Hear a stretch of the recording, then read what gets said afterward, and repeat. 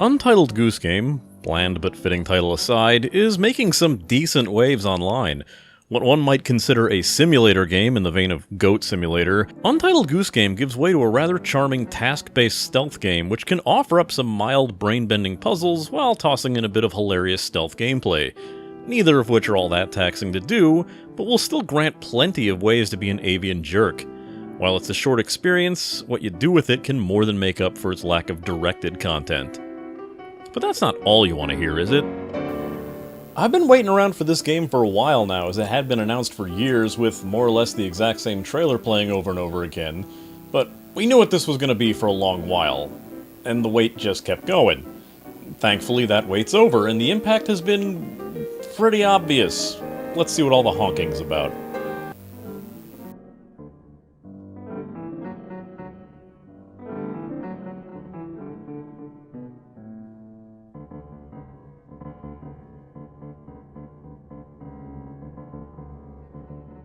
I think a good amount of attention was paid to the game's graphic style. It's simplistic, flat, and cartoony, with fantastic animations for the goose, making your feathered Hellraiser into a rather adorable creature regardless of how evil you're being. The game chooses to leave most details pretty low, to the point that every human in the game are mostly faceless people with noses that make them look like Minecraft villagers. It all adds to the charm of the game and giving a distinct style without needing too much detail to pull itself away from any other game. You'll start yourself off with a short section of controls, allowing you to explore your humanless area and play around with the controls before heading out into the lake and starting your reign of terror. Ah, road sign aesthetic, nice. This is also where you get your first taste of how the game handles its music, choosing to remain rather silent until this point when you're introduced to a simple reactive piano soundtrack. Imagine someone skilled on a piano and watching you play while trying to play songs along with what you're doing in real time, and you've got a basic idea of how the game's soundtrack is handled. Entering a new area, encountering a new human, or coming close to other humans will all have this creeping, simple piano notes accompanying to them, and if you're ever forced to evade someone's pursuit, your ill-gotten gains in tow, you'll have a much more intensely played set of notes until you're caught or you escape. It's really fitting of the action, while, for the most part, sticking to playing things quiet and ambient. The most noise you'll hear being the slap of your own webbed feet, or how often you feel it's necessary to press the honk button. Something you'll likely want to do a lot. Hell, even the honk button has some rather amusing things done to it, depending on the objects you're holding. For example, if you're sticking your beak in a bottle, you'll have this muffled tinny effect added. You can turn a walkie-talkie into a squawkie-talkie by having your voice transmit to the other handset, complete with a static click.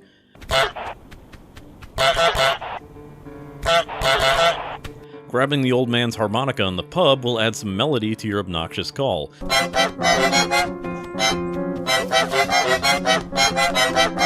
It's all very unnecessary, but it adds to the cute charm factor of the overall experience. The controls are something that, when presented to you, sound like they're going to feel awkward, but less than a few minutes of gameplay and things will start to feel like second nature. There's a button to honk, which is useful to attract attention or just be obnoxious for the sake of it. On the controller, the left stick moves you around while holding a button will let you run, while running makes it harder to steer.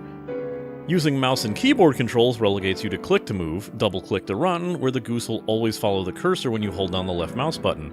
Personally, that feels like hot trash to me, so I would highly suggest plugging in a controller or playing it on a console. Another button will have you pick up or interact with objects, while one has you stick your neck down to grab and interact with lower objects. Another button will have you spread your wings, and while you can't fly, it's not a completely useless move, just mostly.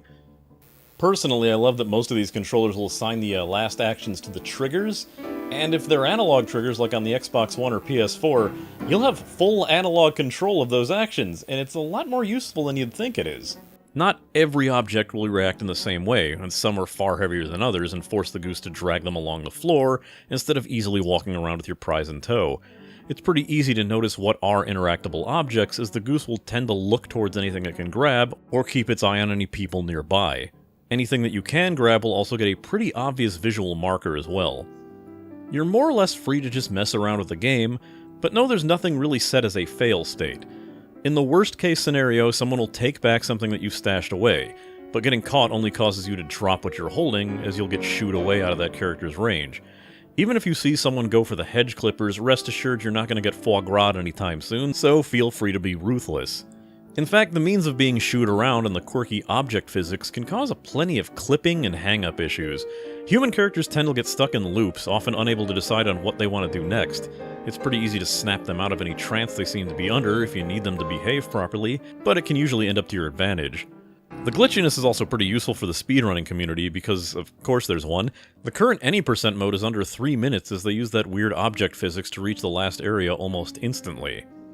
So what's the point, though? You're a goose, and you're a jerk, which is understandable, but if you're wondering what the overall goal is, it's about as simple as the description. You have a checklist of tasks with a varying degree of complexity.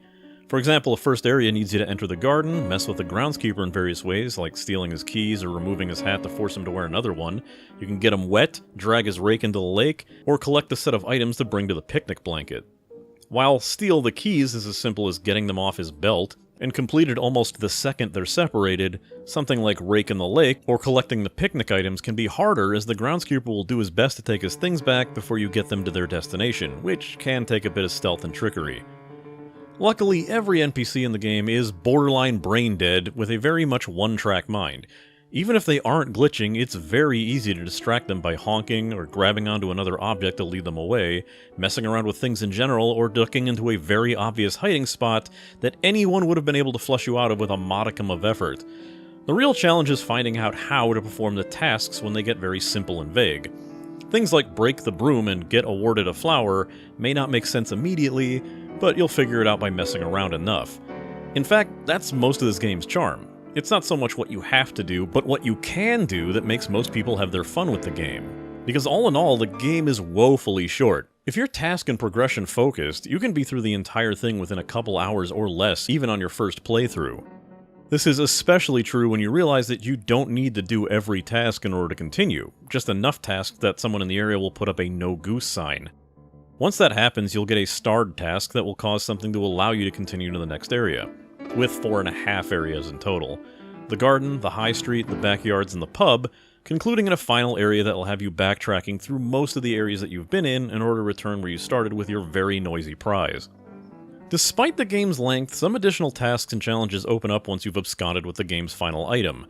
There are also reset-required speed challenges to complete every task in an area before the church bells ring. And I'm gonna go ahead and guess that you sure as hell did not need me to let you know this game exists. If not, you were at least scratching your head at the constant barrage of goose memes bombarding social media. To say this game has resonated with people in a way that was rather unexpected is a bit of an understatement. The goose has made its way into other games as a joke, other memes, and hell, you've seen the shirt I'm wearing, right? You need any more proof? Despite taking that Epic Store exclusivity deal, I'm pretty sure it would have done fine without. It's, last I've checked, holding the #1 seller spot on the Nintendo Switch eShop, outperforming Link's Awakening, a first-party Nintendo title, on its own shop. Sure, the price is much lower than that game, but those are impressive numbers to be pulling regardless. Well, impressive to the point that developer House says they have enough to continue making games for a while. So, here's hoping for a sequel, or some DLC to get us inside that church. Or maybe a Canada Goose expansion? Yeah, well, obviously, it's a go rating. It's charming, and it's cheap enough to suggest to anybody who wants to try it, unless you are 100% convinced you won't like it, or you just have one of those very strong hype aversions to popular things. I mean, it's a short enough game to have you clamoring for more of it, but even messing around with the game is just as entertaining with doing the actual tasks. Personally, I've been trying to get the tidy neighbor to throw every single object in the game into his neighbor's yard. Whether you're making your own fun or just enjoy it for however long it lasts, it's worth trying out.